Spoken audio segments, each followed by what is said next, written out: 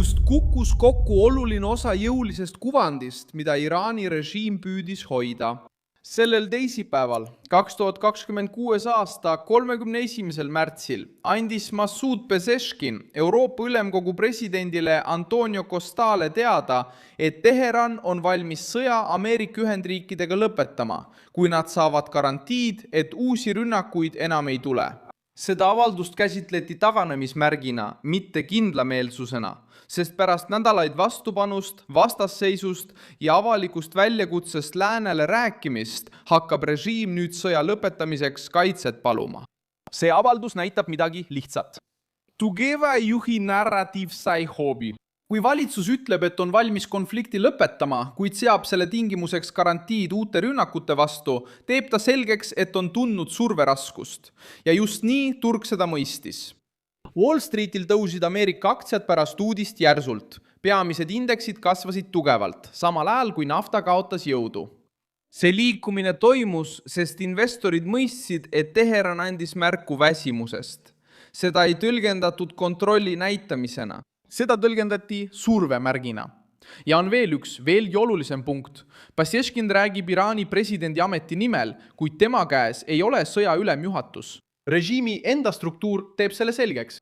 Iraani põhiseadus sätestab, et president juhib täidesaatvat võimu, kuid jätab temast välja otseselt juhtimisega seotud küsimused. Ülimjuhil on oma volituste hulgas relvajõudude juhtimine ning õigus kuulutada välja sõda ja rahu. Samal ajal peavad analüüsikeskused revolutsioonilist kaardiväge üheks Iraani kõige võimsamaks struktuuriks, millel on otsustav roll just kaitse, julgeoleku ja väliskonfliktide valdkonnas. Teisisõnu, Pezeshkiani sõnavõtt omab poliitilist väärtust, kuid ei lõpeta sõda üksinda. See kõlab pigem režiimi sõnumina kui lõpliku käsuna. See aitab mõista, miks see avaldus mõjutas Teherani mainet, mida nad üritasid kujundada. Kogu kriisi vältel püüdis režiim näida kõigutamatu, valmis jätkama sõjalist vastasseisu, strateegiliste marsruutide osalist sulgemist ja survet maailma naftaturule. Kuid nüüd muutub retoorika. Selle asemel, et rääkida ainult vastupanust, hakatakse rääkima garantiidest.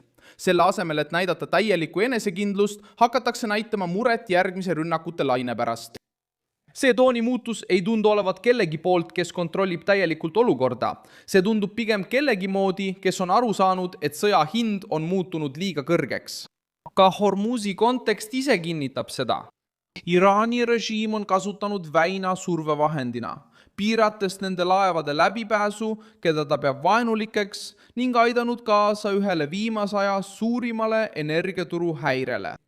Umbes 1/5 maailma naftast ja veeldatud gaasist liigub mööda seda teed.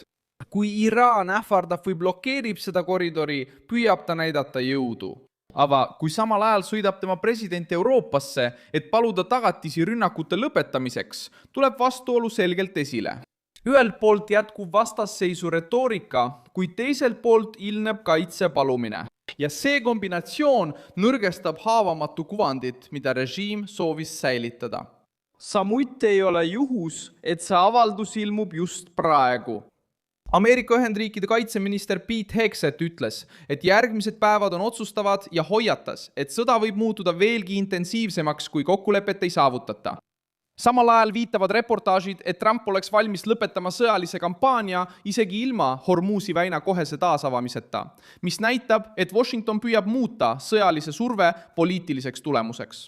Selles olukorras kõlab Pezeshkiani avaldus vähem kui suveräänne algatus ja rohkem kui vastus Iraani positsiooni halvenemisele. Pezeshkian püüdis pakkuda kontrollitud lahendust, kuid maailm nägi hoopis midagi muud. Režiim, mis tahtis näida šoki suhtes immuunne, näitab nüüd, et vajab väljapääsu, et takistada rünnakute jätkumist.